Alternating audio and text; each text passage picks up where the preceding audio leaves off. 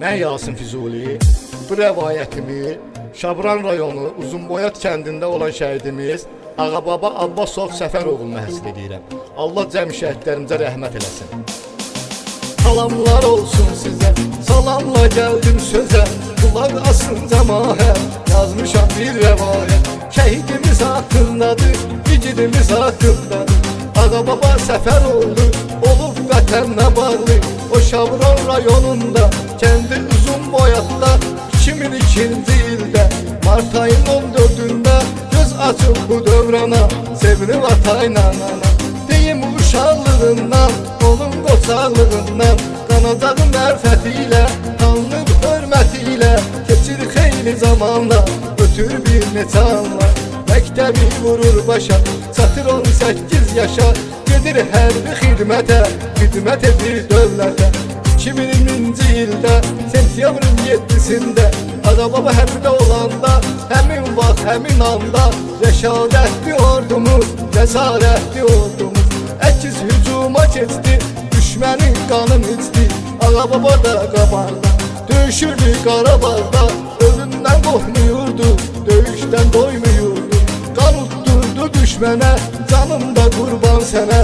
29 sentyabr, güclü ordumuz hazır, Füzuli döyüşündə, həmin döyüş günündə Ağababa olur şəhid, o qəhrəman mərdidir.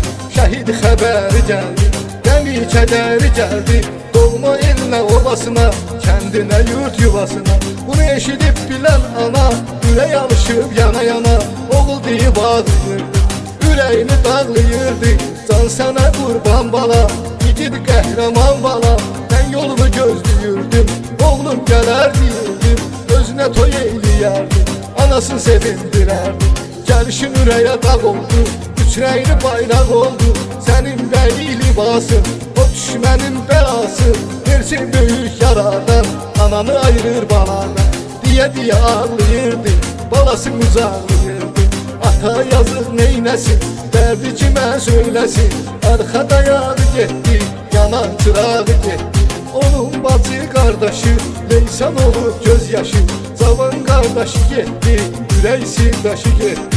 Ora gələn camaat ağlayırdı bütün kənd, çəkə-çəkə qəm-kədər, şəhidimizi götürdülər, aparıb dəfin etdilər. Məkanın cənnət şəhidimiz, ruhuna rəhmət şəhidimiz. Ağababa kimi oğlanlara, igid qəhrəmanları, heç vaxt unutmaq olmaz, yaddan çıxartmaq olmaz. Ağababa kimi oğlanlara, igid qəhrəmanları, heç vaxt unutmaq olmaz.